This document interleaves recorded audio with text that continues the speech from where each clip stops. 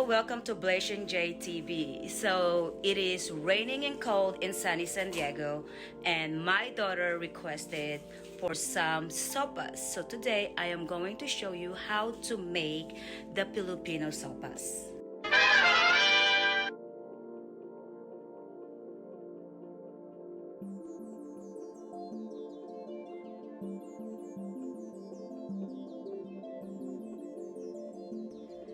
So to make the Filipino chicken sopas, you need a carnation evaporated milk, cabbage, celery, carrots, and some broccoli. Broccoli is a special request from my daughter. You need the shell, the noodles. So there you go. Those are the only ingredients that you need. Some people actually use ground beef for their sopas.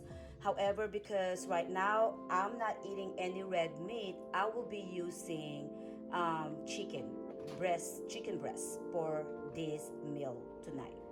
So first you need to actually bring the water to boil before you put the noodles, so then your noodles doesn't get sticky and very soft. So that's the first thing. So we have the water here on the pot. We're gonna wait until it start boiling before we put salt on your water.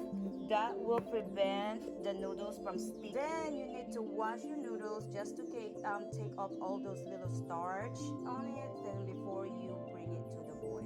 So while we're waiting for the water to boil, we're gonna go ahead and cook the chicken breast and bring it to brown before we'll actually put it in that water. Put the noodles in the water. We have to constantly stir it. And then when the noodles start getting soft, we're gonna add the chicken and all the vegetable and all the ingredients. Then add all the ingredients into the pot. Then we add the milk, seasoned, and time to eat. Don't forget the magic sarap.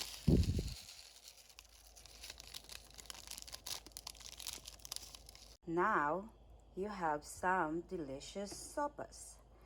This is how you make a Filipino chicken sopas. Please comment below if you have any question.